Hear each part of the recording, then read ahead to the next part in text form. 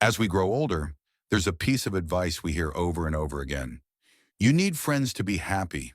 But what if I told you that in old age, you actually don't need friends at all? Shocking, right? Well, stay with me, because this isn't about isolating yourself or cutting ties. It's about redefining happiness, peace, and fulfillment on your own terms. For seniors in America, this truth can be life-changing, and here's why. When we're younger, friendships often play a central role in our lives. We share laughs, lean on each other during tough times, and create memories that shape who we are. But as the years go by, our needs, priorities, and even our understanding of relationships evolve. What once seemed indispensable, like maintaining a large circle of friends, might no longer hold the same value.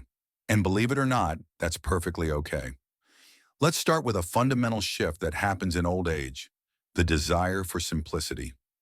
After decades of navigating the complexities of work, family, and social obligations, many older adults find themselves craving peace and clarity. The hustle and bustle of maintaining numerous friendships can sometimes feel overwhelming rather than fulfilling. There's no denying that friendships can bring joy, but as we age, the effort required to keep up with many relationships often outweighs the benefits. Take Margaret, a 72-year-old retiree from Florida. For most of her life, Margaret was the social butterfly of her group. She thrived on organizing luncheons, attending book clubs, and staying in touch with old colleagues. But as she entered her late 60s, she began to feel drained. It wasn't that I didn't love my friends, she explains, but I realized I was spending so much time keeping up with others that I had no energy left for myself. Margaret eventually made the bold decision to scale back her social commitments, focusing instead on what truly brought her peace: quiet mornings in her garden, quality time with her grandchildren, and rediscovering her passion for painting. Margaret's story is not unique. Across the United States, more seniors are embracing a similar mindset. They're finding that by reducing the emphasis on maintaining large social circles, they're able to redirect their energy toward personal growth, hobbies, and self-care. It's not about rejecting friendship, it's about prioritizing what matters most. Another reason older adults are finding fulfillment without friends is the increasing importance of self-reliance. As we age, we often develop a deeper understanding of who we are and what we want from life. This self-awareness can be incredibly liberating, allowing us to find joy and contentment within ourselves rather than seeking it from external sources. For many seniors, this shift is empowering. It's a reminder that their happiness isn't dependent on anyone else. Consider Tom, a 68-year-old widower from California. After losing his wife, Tom initially leaned heavily on his friends for support, but over time, he realized that true healing came from within. My friends were wonderful, he recalls, but there came a point where I had to learn to stand on my own. I started journaling, walking every morning, and taking up woodworking. Those quiet moments alone became my therapy. Tom's journey highlights a powerful truth. While friends can be a source of comfort, the most profound growth often happens when we learn to be comfortable in our own company. This brings us to a surprising yet undeniable fact. Not all friendships are healthy. As we age, we naturally become more selective about the people we allow into our lives. Toxic relationships, even those we've maintained for years, can take a toll on our mental and emotional well-being. For some seniors, letting go of such friendships is not just a choice, it's a necessity. Eleanor, a 74-year-old from New York, shares her experience. I had a friend for over 30 years, but our conversations always left me feeling drained. She was constantly negative, and I found myself dreading her calls. One day I realized that just because a friendship is long-standing doesn't mean it's healthy. Eleanor decided to distance herself from that friend, and though it was a difficult decision, it was ultimately the right one for her peace of mind. Letting go of unhealthy friendships doesn't mean cutting yourself off from the world. It means making space for positivity, whether that comes from meaningful relationships, personal pursuits, or simply enjoying solitude. This shift can be transformative, allowing seniors to focus on what truly brings them happiness.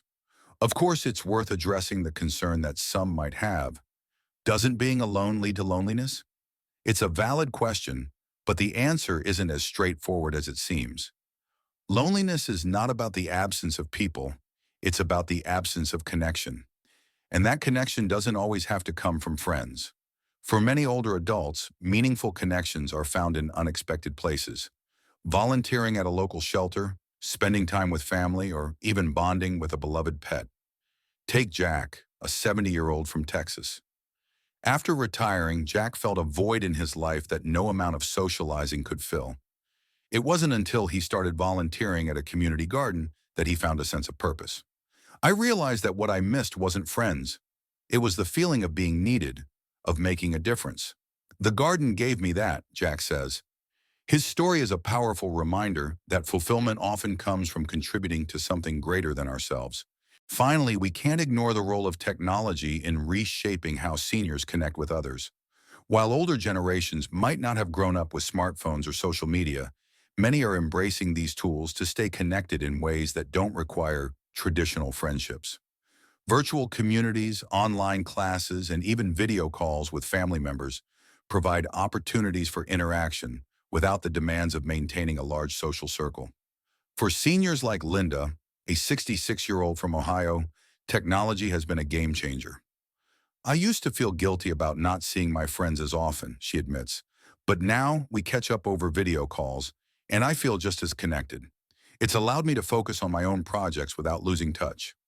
As we delve deeper into this topic, it's essential to understand that living a fulfilling life without relying heavily on friendships doesn't mean isolating yourself or avoiding human connection altogether.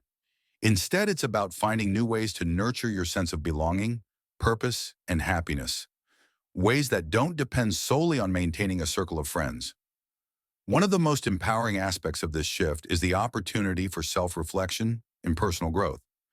In old age, many people find that life finally slows down enough for them to focus inward. Without the constant demands of social engagements, they have the time and space to explore who they truly are.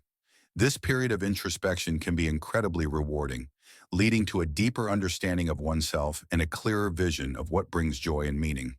Consider Claire, a 68-year-old retired librarian. After years of being the cornerstone of her community, attending events, and hosting gatherings, she decided to take a step back.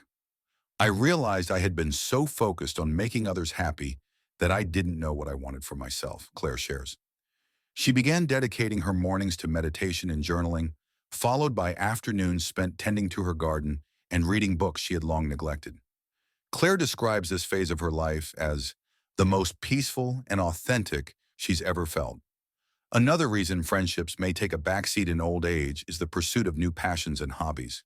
For many seniors, retirement brings a unique opportunity to try things they've always dreamed of but never had the time for. Whether it's painting, writing, learning a musical instrument, or exploring new cuisines, these activities can be just as fulfilling, if not more so, than traditional friendships. They offer a sense of accomplishment and purpose, which are essential for mental and emotional well-being. Henry, a 71-year-old former accountant, illustrates this beautifully. After retiring, he decided to pick up woodworking, a hobby he had always admired from afar. At first, it was just something to pass the time, Henry admits. But as I got better, I realized it was more than that. It gave me a sense of purpose and pride. Henry now spends his days crafting furniture and small decorative items, some of which he donates to local charities. Through his work, he's found a way to connect with his community without relying on traditional social interactions. The importance of family relationships also comes into sharper focus in old age. While friendships can be wonderful, they often pale in comparison to the deep, enduring bonds shared with family members. Many seniors find immense joy and satisfaction in spending time with their children, grandchildren, or extended family. These relationships are often more meaningful and impactful, providing a sense of legacy and connection that transcends the superficial aspects of some friendships. Take Susan, a 74-year-old grandmother from Oregon. After years of balancing work and social obligations, Susan decided to shift her focus entirely to her family. She spends her weekends babysitting her grandkids, teaching them how to bake, and sharing stories from her childhood. I've never felt more fulfilled, she says. My family is my world, and knowing I'm leaving behind memories they'll cherish means everything to me. Of course, it's important to address the misconception that choosing to step away from friendships means giving up on connection altogether. For many seniors, connection comes from giving back to their communities or engaging in meaningful volunteer work. Helping others can be a powerful antidote to loneliness and a source of immense personal satisfaction. James, a 69-year-old retired teacher, exemplifies this perfectly. After leaving the classroom, he began volunteering at a local shelter, helping young adults prepare for job interviews. It gave me a reason to get up in the morning, James says. Knowing that I was making a difference in someone else's life brought me more happiness than any social gathering ever could. His story highlights the profound impact of shifting one's focus from receiving to giving. The evolving definition of connection also plays a role in why older adults find themselves less reliant on friends. As technology continues to advance, many seniors are discovering new ways to stay connected without the need for traditional friendships. From video calls with family to participating in online forums or taking virtual classes, technology offers endless opportunities to engage with others on one's own terms. For instance, Helen, a 70-year-old living in Arizona, joined an online book club during the pandemic. At first, I thought it wouldn't be the same as meeting in person, she recalls, but it turned out to be even better.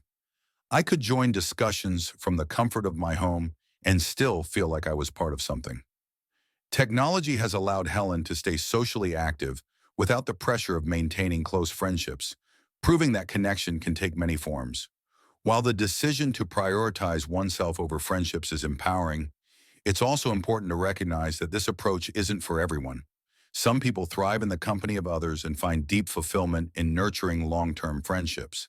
However, for those who choose a different path, it's crucial to understand that singlehood or solitude in old age is not synonymous with loneliness. It's a choice to live authentically, free from societal expectations. Finally, let's talk about embracing solitude as a source of strength. Solitude allows older adults to reconnect with themselves, fostering a sense of independence and resilience. It's a time to reflect on life's journey, celebrate personal achievements, and focus on what truly matters. For many, this period of introspection becomes a cornerstone of their happiness. William, a 73-year-old widower, describes solitude as a gift. After losing his wife, William spent years trying to fill the void with social activities and friendships. But it wasn't until he embraced his alone time that he began to heal. I realized that being alone didn't mean being lonely, and he says, it meant having the freedom to rediscover myself and live life on my own terms. As we conclude this journey, it's clear that the idea of not needing friends in old age is not about rejecting people. It's about redefining what connection, happiness, and fulfillment mean for each individual. For some, it's the joy of rediscovering old passions. For others, it's the deep satisfaction of giving back. And for many, it's the peace that comes from simply being at ease with oneself. Conclusion. Old age is a time for freedom, reflection, and personal growth. While friendships can enrich our lives, they're not the only path to happiness.